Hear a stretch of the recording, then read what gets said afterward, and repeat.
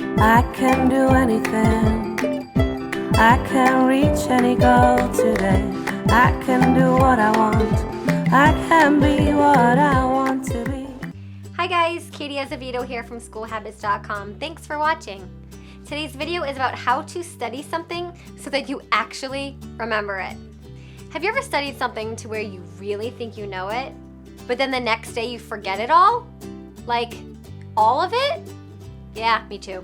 It used to happen a lot, but I have a trick for actually remembering what you study. It is a game changer.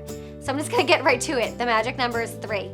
You want to study whatever you're studying 3 different ways.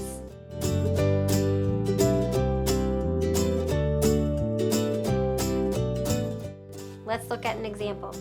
So let's say you're studying a vocabulary list, either for a foreign language or even for English class.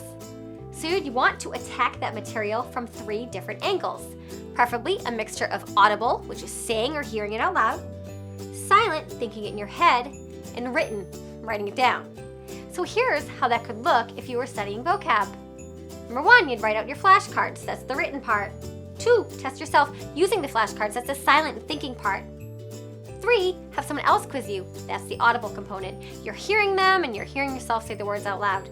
Now, this method still works if you're studying something other than vocabulary. Works for anything, really. So let's say you have to study something from history, like World War II. So you could, 1, read about the war in your textbook or your notes. That's the silent and the thinking component. Number 2, rewrite your notes or make flashcards for any information that fits on flashcards. That's the written part. And 3, try teaching the material to someone else. That's the audible part, which is actually a great way to study in general. Now, you can really get creative here. Instead of making flashcards or rewriting your notes for the written component, write things out on a whiteboard or draw images to help you remember the material. No, like really, go get yourself an actual whiteboard at Staples and some cool markers and have at it. Now, another way to attack the material from an audible perspective, and this can actually be really fun too. Tell I think studying's fun. Is to record yourself explaining the material or even reading from your textbook. And then you play it back and you listen to yourself. And once you get over how weird your own voice sounds, you'll be so surprised to learn how effective it can be to listen to you explain or read something. Now, you can just use any recording app on your smartphone, or if you're super techie, you can play around with one of my favorite audio platforms, Audacity, and it's free. Just be careful though that you don't get sucked into it and use it as a procrastination outlet, because it's kind of awesome and sucks you right in. Now, if the material that you're studying is a book, like an English class, your 3 different approaches could be: first, read the book or part of the book. Second, to listen to an audio recording of the book. Audible is the best app ever. You have to pay for it, but I'm telling you, it's amazing. I mean, you can just go to the library too. Any library around here, just get the audiobook. It might come on a CD, you know, the little circles, right? But still, they have them. And then third, watch a movie about the book.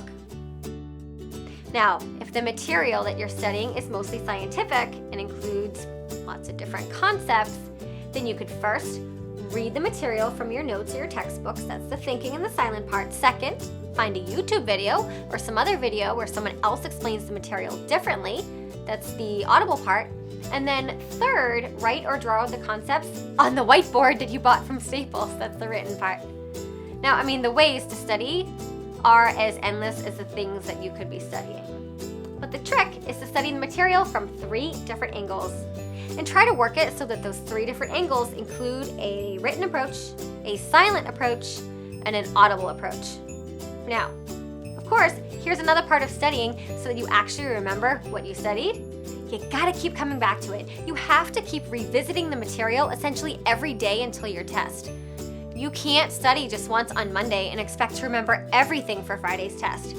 Even if you studied it 3 different ways on Monday, you must come back to the material a little bit each day in order for it to really sink in and shift from memorized to learned.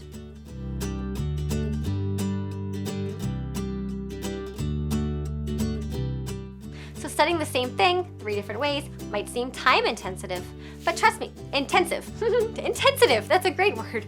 But trust me, it's far better than spending a whole night studying only to forget it in the morning. You can totally have fun with this one. Think outside the box. Get cool supplies. Play with the audio apps. Make it a game. Mix it up. Go nuts.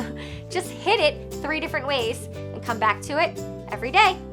So that is my study hack for you guys. If you have your own, leave them in the comment sections below. And give it a thumbs up if you like, or subscribe if you really, really like.